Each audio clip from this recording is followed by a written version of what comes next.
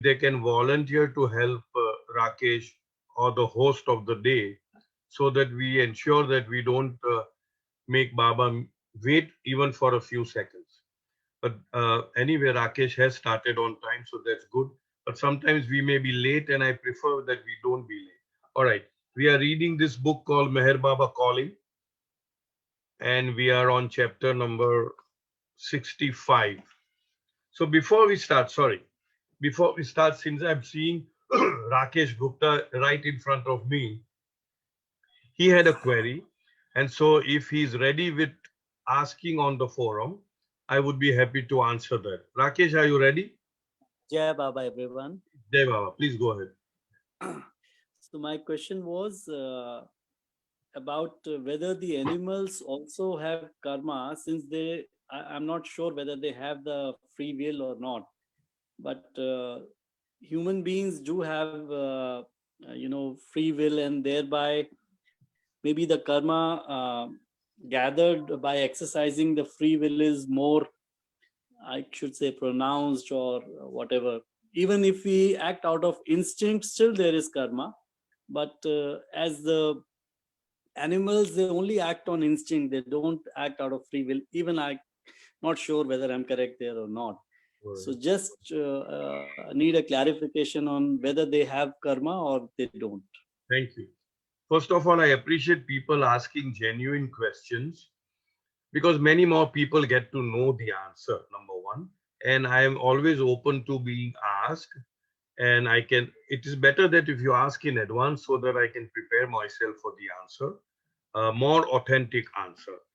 Here, the answer, if not directly, at least indirectly, is there on page number 1788, 1788 of online version of Lord Meher. And what I'm going to read is from the original Lord Meher, which is this biography of Meher Baba, original one. And that is on page number 2110, where Baba talks about, as I said, indirectly, and that should give us the answer. The incident of birth is common to all life on earth. The incident of birth is common. The fishes take birth and die, the birds, the animals, the plants also. So the incident of birth is common to all life on earth, unlike other living creatures, which are born insignificantly, live an involuntary life. This is what I wanted to emphasize. They live an involuntary life. Basically, that would mean that there is no voluntary free choice of free will, exercise of free choice of free will, and die an uncertain death. The physical birth of human beings connote an important end. If they are circumspect about it, perhaps a final stage of their evolutionary process. Here, Baba is trying to emphasize the importance of the human birth. And if we are circumspect, if we are cautious, if we are careful, if we sort of go inward and try to find out why am I born here, what am I supposed to do, etc., etc., then that same human birth, that one human birth, can be an end to the entire journey. That's what Baba is saying here. Of course, I'll read the whole paragraph and then come back to Rakesh's question. Here onward, they no longer are automatons. That means, again, pre-human stage, they are automatic, they are automatons, they are being guided, goaded, whatever it is. When Rakesh said the word instincts, which is very absolutely applicable to the pre-human stage, they work automatically, they work involuntarily. So here Baba says that here onward, that means from human life onward, they are no longer automatons but masters of their own destiny, which they can shape and mold according to will. Again, it goes back to say that insofar as pre-human stages are concerned, there is no such thing as a free will or a choice. And this means that human beings, having passed through all the travails of lower evolutionary processes should insist upon the reward thereof. That is what we keep harping on this forum. You must insist that this is our last life and that we merge with Baba in a state of moksha, mukti, liberation, salvation, because that is our birthright. We are supposed to insist on that. So your Baba says, should insist upon the reward thereof, which is spiritual birth in this very life, and not rest content with a promise in the year after. Year after means after that, heaven, etc., etc. So here, this paragraph, in a sense, indirectly states that after a human being is born, he has got the freedom of choice, the so-called free will, and he must exercise that free will in a manner that he gets a spiritual rebirth in this very life. So again, going back based on what Baba's words are, it seems that in pre-human form, it is involuntarily conducted, and here Baba uses the word they are automations.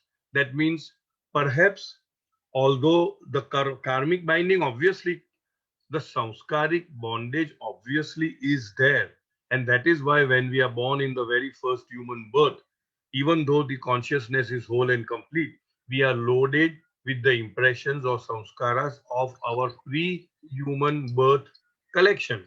You see, so that means the samskaras are there, the impressions are there, the tendencies are there, the habit patterns are there, and they have been formed automatically without the exercise of free choice or free will.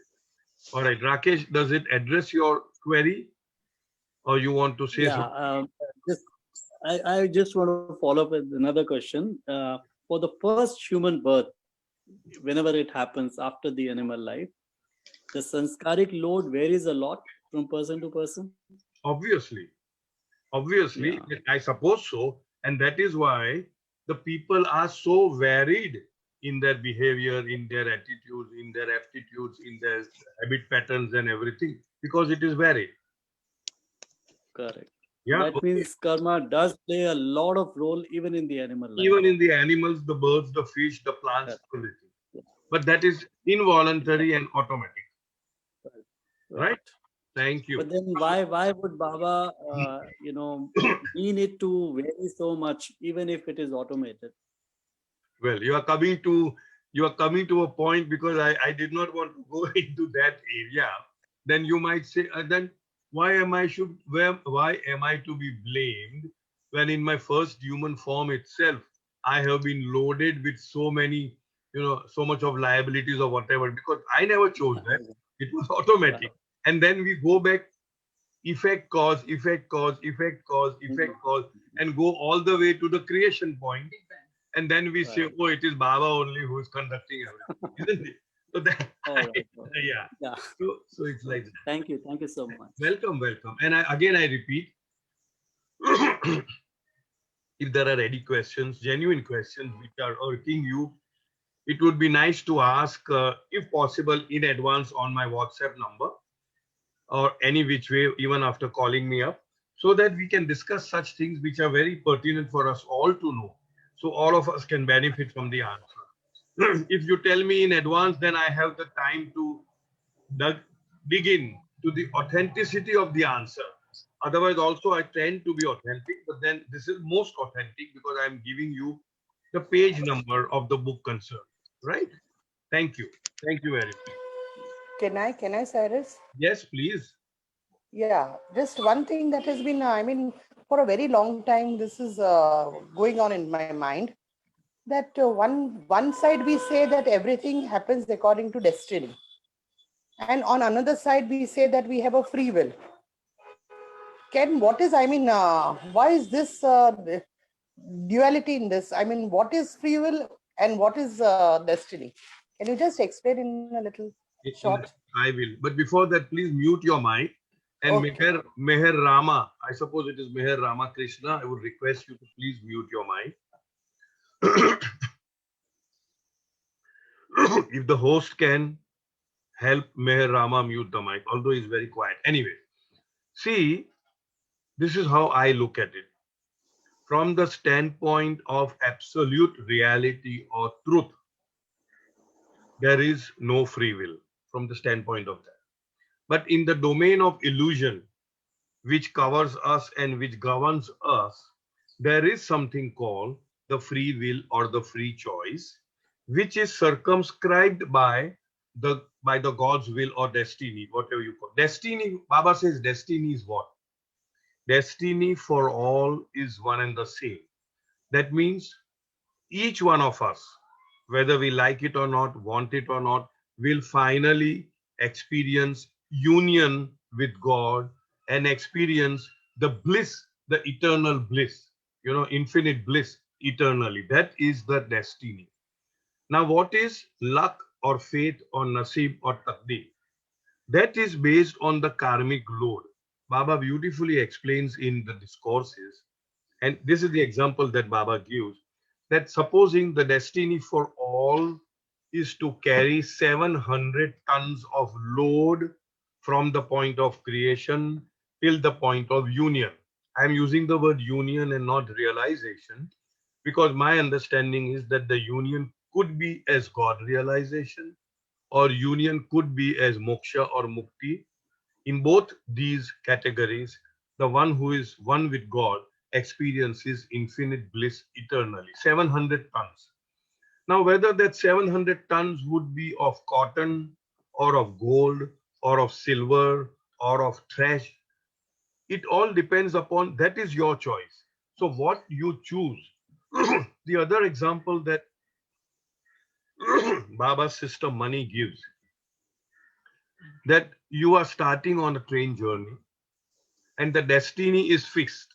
The destiny is your destination. You are reaching from point A to point B.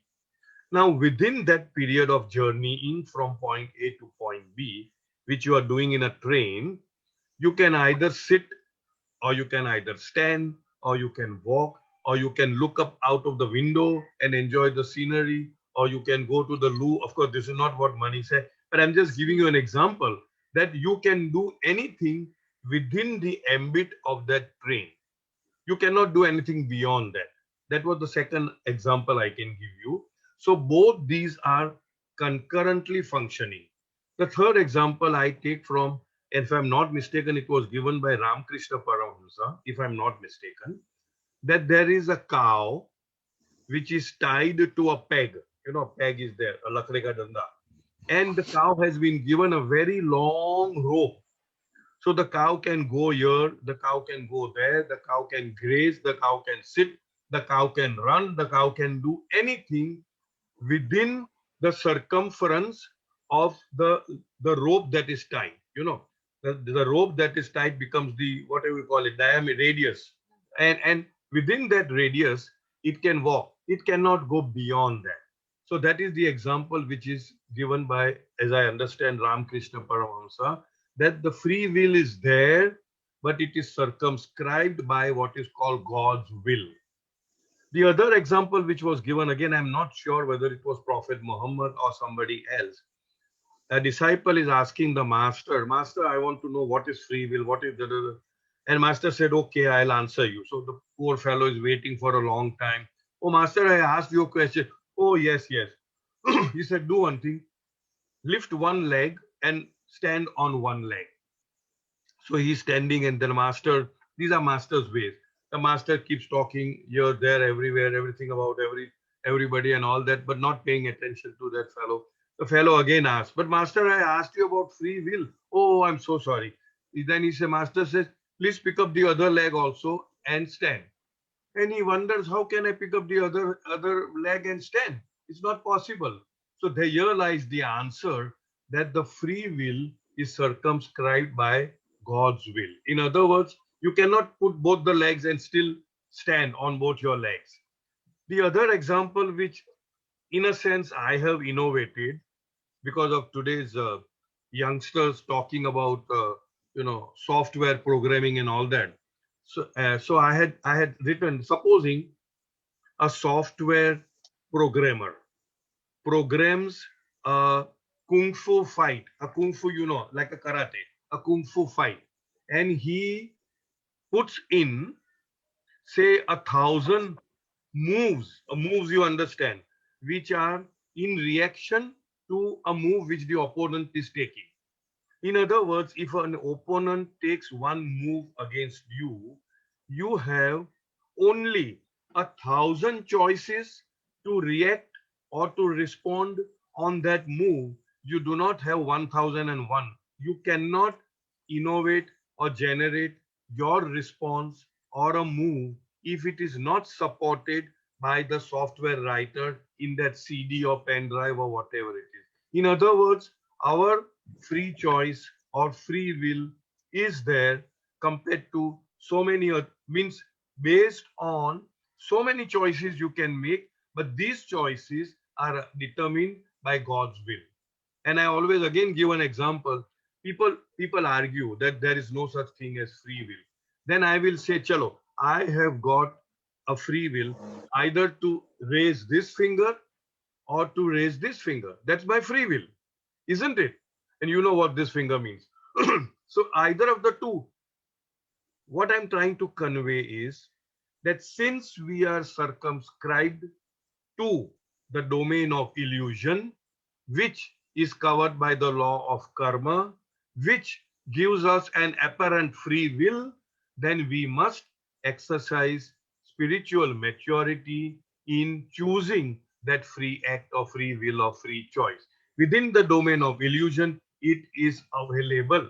But beyond that, in terms of the truth or reality, there is no such thing as free will. So I don't know whether I have clarified or confused you more, but I personally feel that there is a free will because Baba talks. I have given the page number also 330, 330 and 331, which should clarify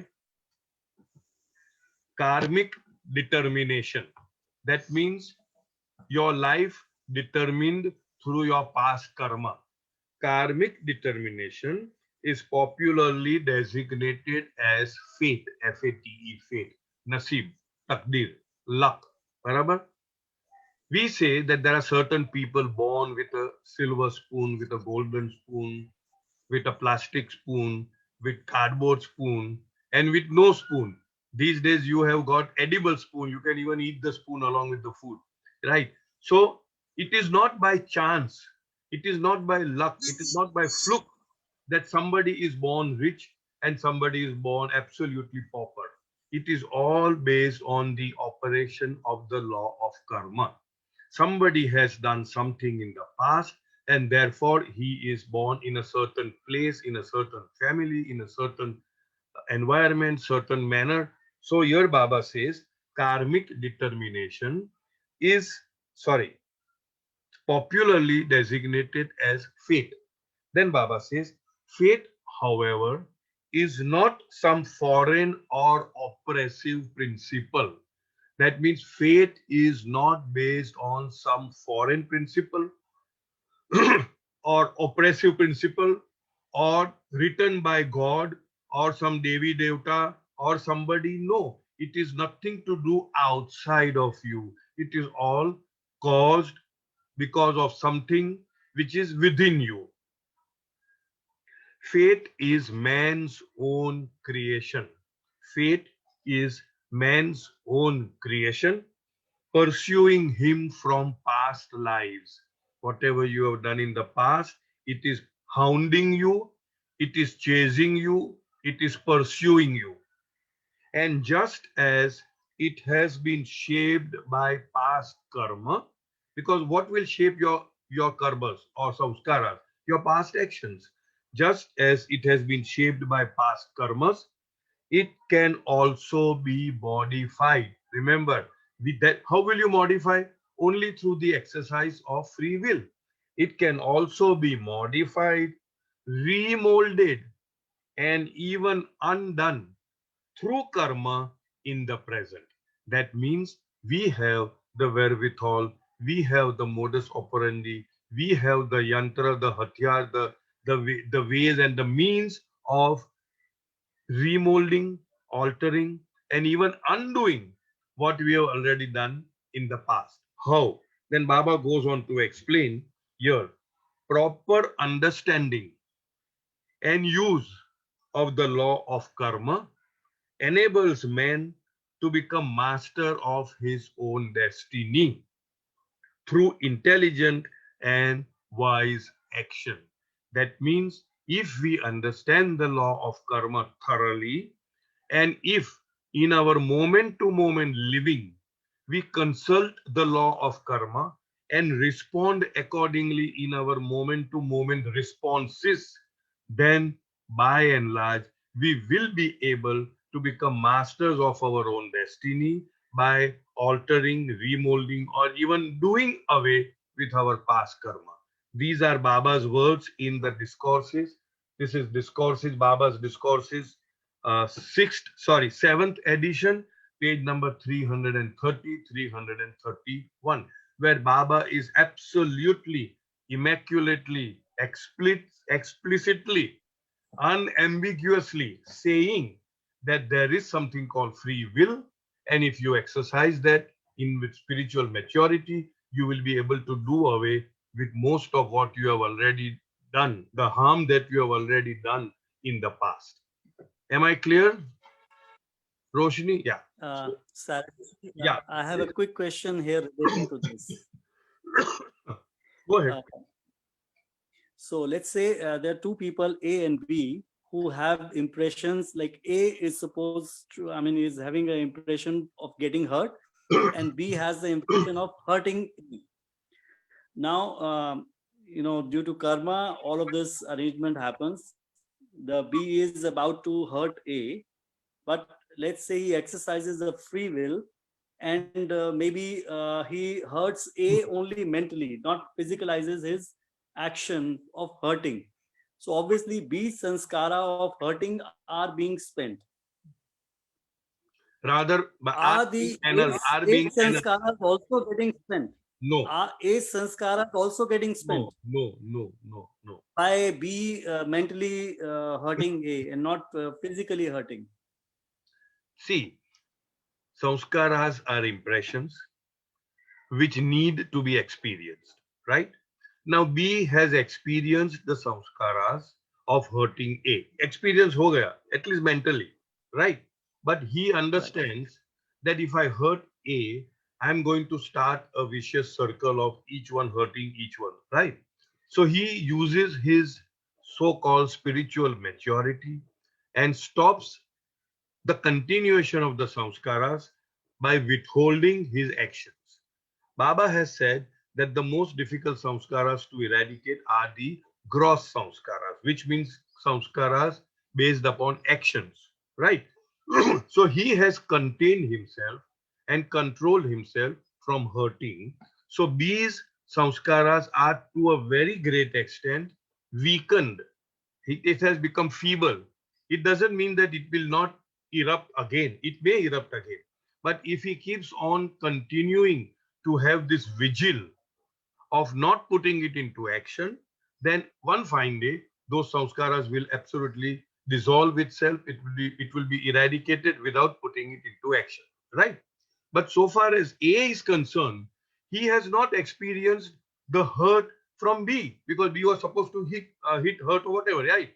So A's experience is still pending.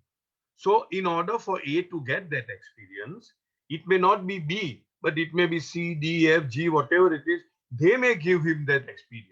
But he's Please. using the word mentally he's been tortured. The mental. No, one minute. He said what he said was that hurt. mentally he felt the urge to hurt. No, he hurts A mentally. Correct. Yeah. Cyrus ji, you're right. So he's only thinking of hurting and imagining that he is hurting and not physically. But also not important in this anecdote, is that it does not, supposing A has hurt B, it does not necessarily mean that B only will hurt A.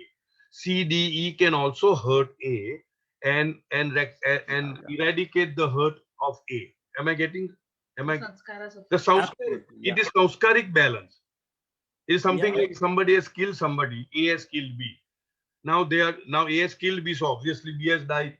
After 50, 70 years, he's born again. But A has a long life, So A is not there now to be killed by B. You see, so somebody else will do the job. So it is not person to person.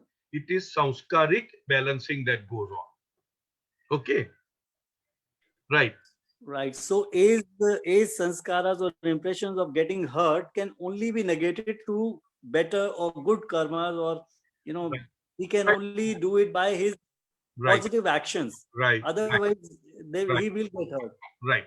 There are All two right. ways. There are Yeah. two ways of negating. Baba says this. I hope one day, one fine day, we might take up discourses also. Beautiful book. Baba said that there are two ways. One is supposing I have done something wrong. So something wrong can happen to me, and that balances out the wrong that I have done over. Or I may do some good to somebody, and then also is the opportunity for balancing out that samskaras. You got it? So in either which way, it can be done. That is it. Okay? All right. Thank you. Thank Thank you. you so Thank much. you. So Thank you so much. welcome. So we go ahead with the reading of page number 65 of Mayor Baba calling. Feel not helpless. If you have realized God within you and you know that God is all powerful, then you must also be all powerful. Why do you then feel helpless? I remain the same eternal one and am in all. Therefore, you all are God, and yet you feel so helpless. Why is this? Because there is a sort of veil that veils you from God. You yourself are the veil, and it is not possible for you to lift it. This veil, which is yourself. Your eyes, which are quite small, can see a vast panorama of all the objects contained in it, but they cannot see themselves. To see themselves, a mirror is required. So, when the mirror of my grace descends, your own true self is revealed in an instant.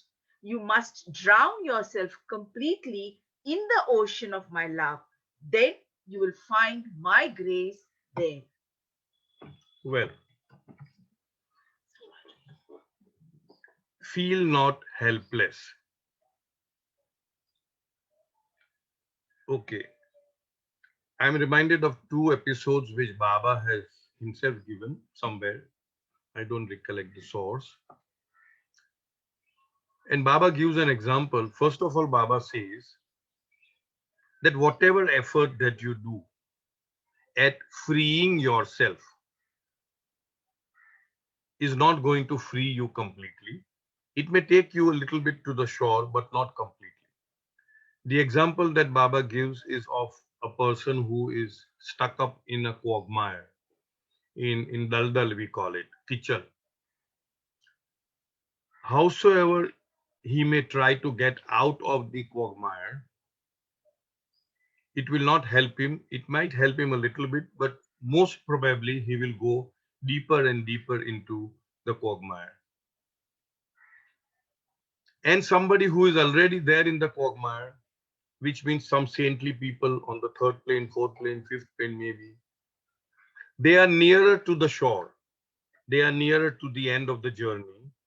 And if you are fortunate to come in contact with them, they may give you a helping hand and they may pull you, but only up to the level that they are in. So they may pull you from the middle of the quagmire to somewhere on the side, which becomes then easier for you to get out as and when the help comes from outside. In other words, anybody who is in the quagmire, dal, cannot release himself from there unless and until somebody who is standing on firm ground sees you or you see him and you call out for him help, and he is kind enough to extend his helping hand and pull you out of the rut of maya, illusion, dream, duality, whatever you call it. Otherwise there is no way in which you can come out. That's one example which Baba had given. And therefore the absolute necessity of a living perfect master or the avatar who's the eternal living perfect master. Since we are all in the love orbit of the avatar, my personal thinking is, because somebody did ask me about some master on personal call. I said, why do you need to know? Why do you need to go anywhere? For the simple reason that we are with the master of all masters, the king of kings, the lord of lords, the highest of the high. All we need to do is try to follow. I use the word try because Baba says try to follow whatever he has said and don't get involved in so many other things, because that will only take you down. Simple. It makes things very simple, but we cannot digest simple food. We want some curry and masala and mirchi and all that so that it feels tasty. It may feel tasty, but it may spoil our intestines and stomach and ulcers and all that. But that we don't bother. We just want the taste. So we want to do so many things. The best is just follow Baba. Another example that Baba had given was that there is a boiling pot. There's a pot of water. There's fire down below, and the pot is covered by a cover, Lid. a lid, and there is a big stone kept on the lid. And Baba says, howsoever long, for hours together, for days together, you allow the water to boil, it will not be able to throw out the lid, because that is how it is made. You can't throw them. It is only when the master comes from outside and lifts the stone and lifts the lid, then only you will be able to escape. So here, that was the other example which Baba had given about the need for a master. And we are so fortunate that we have a master who is not only the goal, but he's also the way. He's the way and the goal. The third example that Baba had given was that a tiger had given birth to a cub, one cub, and the tiger dies, tigress rather, dies. And a shepherd who was just going around, he had sheep and goats and lambs and all that, found this little cub and felt pity for the cub and took it home and fed it with milk and stuff like that. And the cub now becomes, he grows up. Now the cub had this first impression as if it is a sheep or whatever, lamb, right? And it kept on bleating along like the sheep, and it kept on eating things which the farmer was giving. And it went on for a very long time, till one such day, another tiger, comes along and sees that this tiger, which has now grown up, quite grown up, is moving around the lamb. Instead of killing the lamb and instead of eating on the lamb, it is just moving and bleating around like a lamb. So the tiger tells the cub, which is now of course grown up, and says, Baba, you are not a lamb. You are a tiger. You are so ferocious. You have got so much of strength and you have this and that. But the cub is not able to digest it. Then what does the tiger do? The tiger takes this chota cub to a river and shows the image in that mirror. The river mirrors the image, shows the image, and says, see, you are looking just like me. I am a tiger. You are looking exactly like me. You are not a sheep. It was then that the realization dawned on that small cub that I am not a sheep, but I am a tiger. And then, of course, he leaves the flock and goes into the jungle along with the sheep. And then Baba, along with the tiger, along with the tiger. And then Baba, gives a concluding that tiger which showed the cub that you are a tiger, he is a perfect master.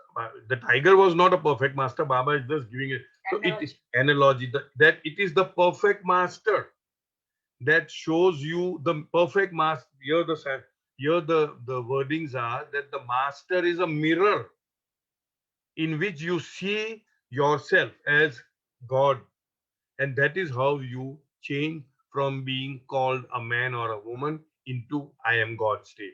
So that is again the importance is to the master. A master is absolutely inevitable, is absolutely necessary. So now I will read this. Basically, this is what Baba was trying to convey in this. If you have realized God within you and you know that God is all powerful, then you must also be all powerful.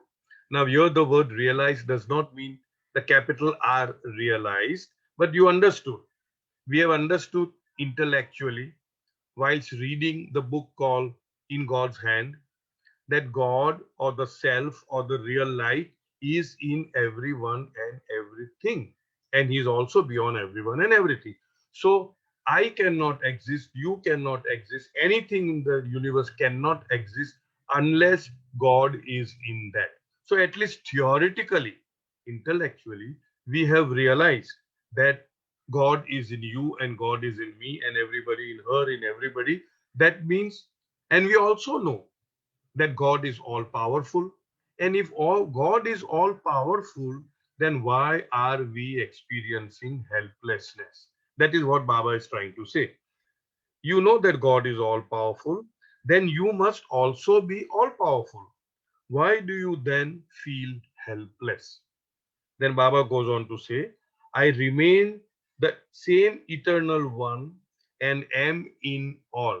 Baba is the eternal one, the very first soul that made it all by himself. In Hindu mythology, you may call it Shiva. And Shiva became, you see, the first perfect master as Ganesha. So it's the same thing. So here, Baba says, I am the eternal one. Sorry? The first avatar, yeah, correct. And in all. Therefore, you all are God. And yet you feel helpless. Why is this? Because there is a sort of veil that veils you from God. What is that veil? In the case of that cub, the veil is that impression, that samskaras, that self-hypnotized way of behavior, state of the mind that I am a sheep. Right? Here, my our self-hypnosis is what? That I am a man, I am a woman. That is the veil. And the veil is because of what? Because of our samskaras or impressions. So Baba says, why is this? Because there is a sort of veil that veils you from God. You yourself are the veil. You yourself, which means your false egocentric self, separative self, finite self, small I, as we say, is the veil which is covering the so called real I or the big I. And the big I feels that I am the small I and considers itself as a human being. So here Baba says, you yourself are the veil, and it is not possible for you to lift it. Just as how in a boiling water, it was not possible for the water to lift the lid because of the stone. In the same way, we are not able to lift our veil because of the stone, the heaviness of our own samskaras. The stone was the samskaras, and the veil was the lid has to be opened. And here Baba says, it is not possible. This veil, which is yourself, your eyes, which are quite small, can see a vast panorama and all the objects contained in it. With our eyes, we can see so many things. You know, the mountains are so huge that the mountain, what you call as the range is absolutely magnificent, huge, and yet it can be contained in such a small eye. So here Baba says that your eyes are so small, but all the objects can, but they cannot see themselves. Although I can see the whole world, I cannot see myself. In order for me to see myself, I need a mirror, isn't it? So to see themselves, a mirror is required. So when the mirror of my grace descends, this is where the story of the mirror and the tiger came in. So when the mirror of my grace descends, your own true self is revealed in an instant. This is very important to understand. In an instant. A cave may be dark for 10,000 years. How long would it take to light the cave? 10,000 years, 5,000 years, 1,000 years, one day, no, one instant. Match and the light is there, or torchlight and the light is there. In the same way, Baba says elsewhere that the process towards God realization may be long drawn, but the actual experience of God realization is in an instant. Instantaneously, you know, I am God. That way. You must drown yourself completely in the ocean of my love. Then you will find my grace there. Baba had given another example that people like to sit on the shore and appreciate the beauty of the ocean.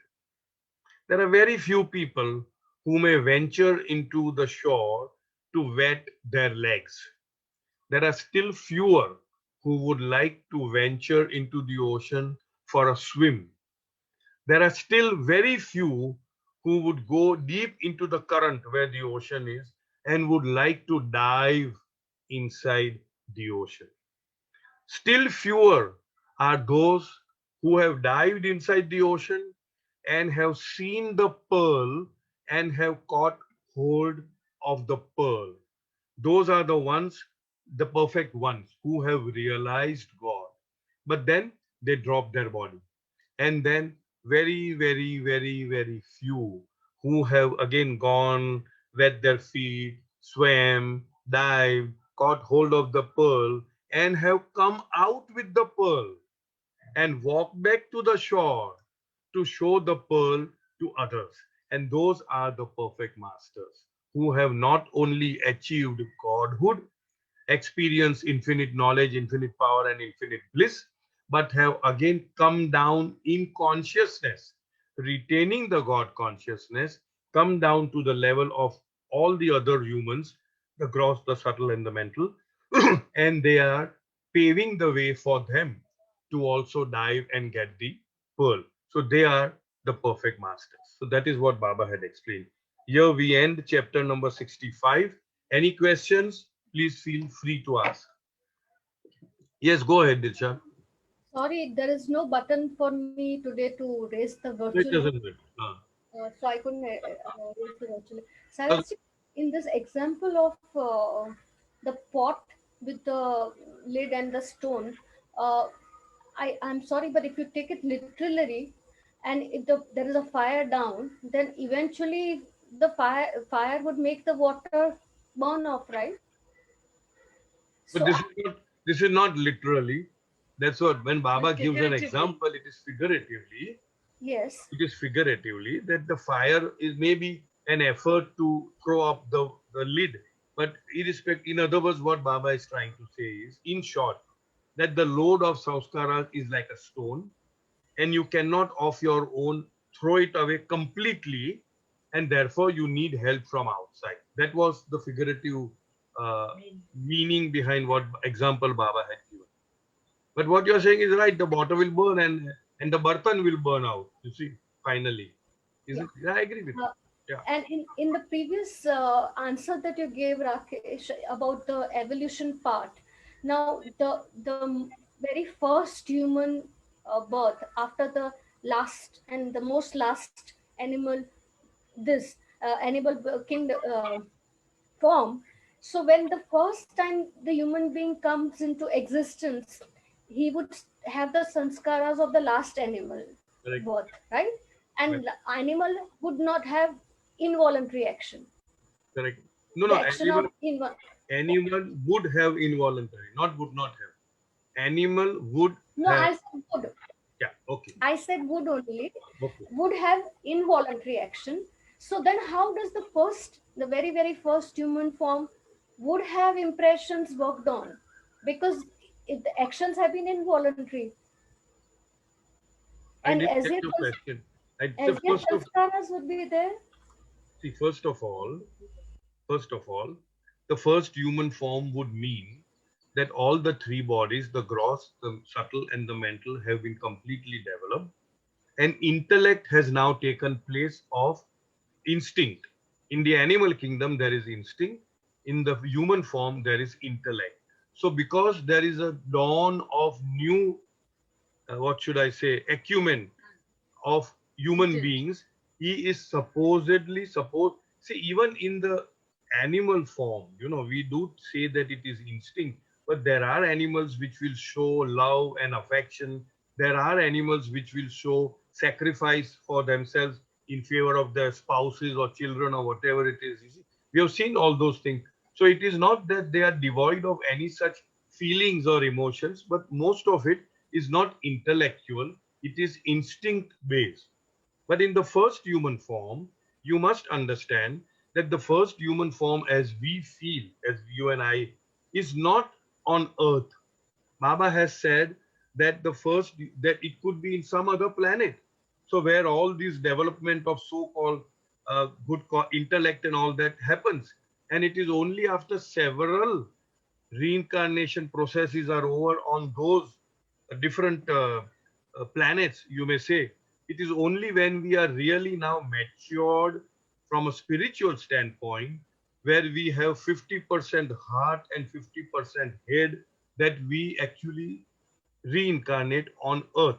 So when we talk about the first human form, although Baba does say that in Africa the evolution is more, in Europe the reincarnation is more, in Asia the involution is more, all that is there in place. But when we talk about the first human form, we might mistake that it is on earth, but it is somewhere else on some other planet, because Baba did say that.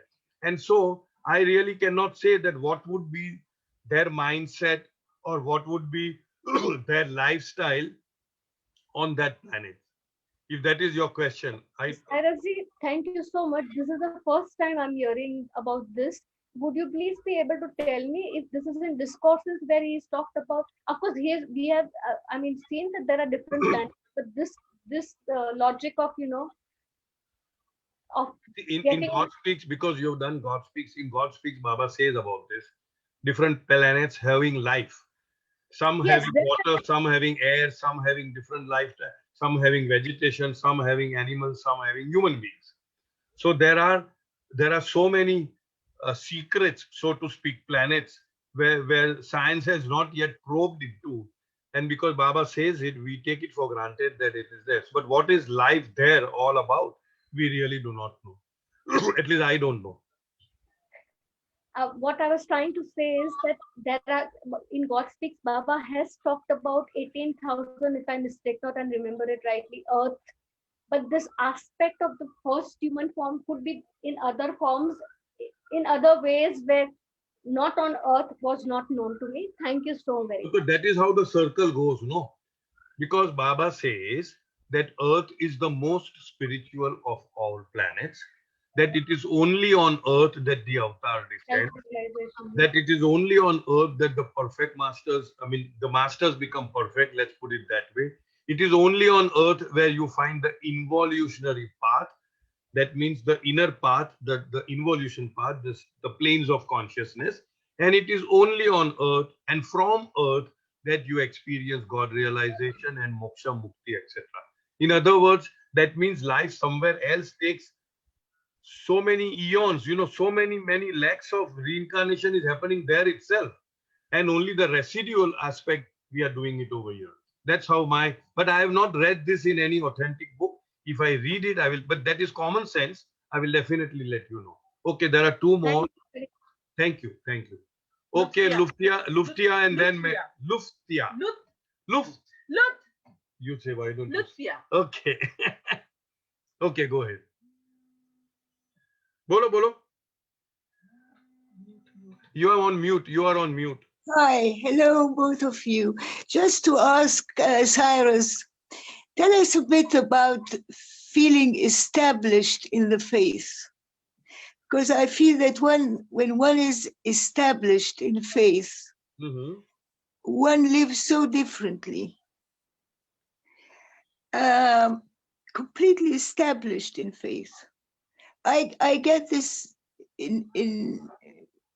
I don't think I've reached that stage yet. Do you think any of us have? Yes, the Mumbai Center has. I know. It's wonderful. I know. It's changed my life, actually.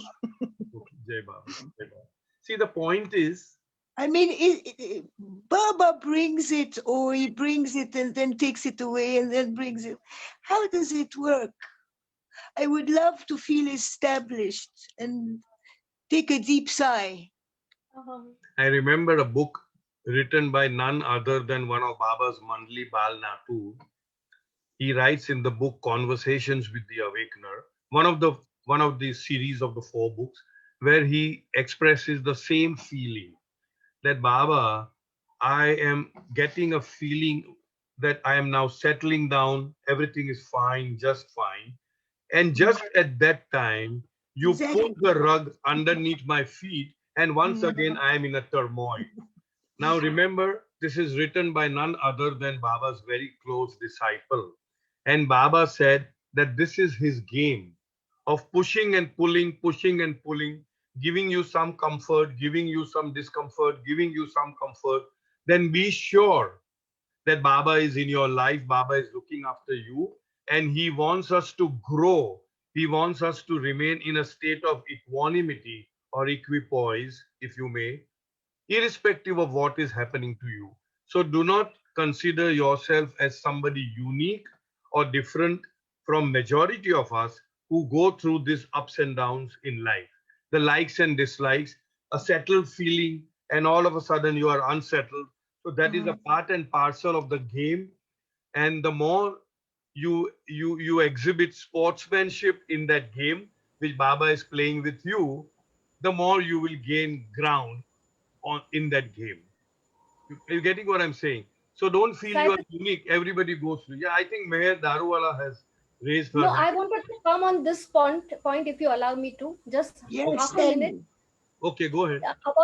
About Lutifia's question about establishing God, which is in my understanding, more of the Christian terminology. In Baba's Gnosis and in Baba's this, we talk about surrenderance, and Cyrus ji very beautifully explains of sur under. So if Lutifia could read and find out more on this concept of surrenderance besides obedience, then perhaps that would help. I just wanted to Thank you. share Thank that. you. Thank Thank you. you, See, Dilshad. when we say surrender, it does not take away your right to act. In other words, you must do what needs to be done to the best of your ability and then leave it to Baba. Before doing anything, invite Baba into your being and recall Baba to you and say, Baba, come on, let's do this. And then after having done this, offer it all to Baba. That is surrender and say, Baba, it's all yours. If the things run right, fine. If the things do not run right, it's fine. And leave it to Baba. That to me is surrender and not to act. When many people say, I don't want to do anything, I've surrendered to Baba, I don't want to study, I will get good marks or bad marks, I don't mind in examination because I have surrendered to Baba, that's not surrender. You got my point? Right. Now, Yes, Meher Darwala. thank you. Jai Yeah, Baba, you're Cyrus welcome. uncle. Yes, Meher. Cyrus uncle, I didn't get the idea where it says to see themselves a mirror is required. I didn't get that point. Okay. I will ask you a question, Meher. Yeah, Have you ever seen your face? yeah. No, where? In the mirror. That's not your face. That's a reflection of your face. Oh, Oh, that's that's not your face. Is that your face? Can you touch that face in the mirror? No. no. So that means we have never seen our face. We have only seen the reflection of our face, and we assume that that is how we look, isn't it? Okay. So that's what Baba is trying to say, that although we are God in essence, we consider ourselves as man or woman or whatever, as animal, fish, bird, whatever, because of the veil of illusion. And Okay. that veil is the stone. That's what I'm saying. Got Okay. it? Okay. Thank you. So now if somebody asks you, have you seen your face? You say, no, I've not. Because I haven't seen my face yet. I've only seen a reflection of my face in the mirror. All right. Anybody else? Hmm. Nobody. Rakesh, all right.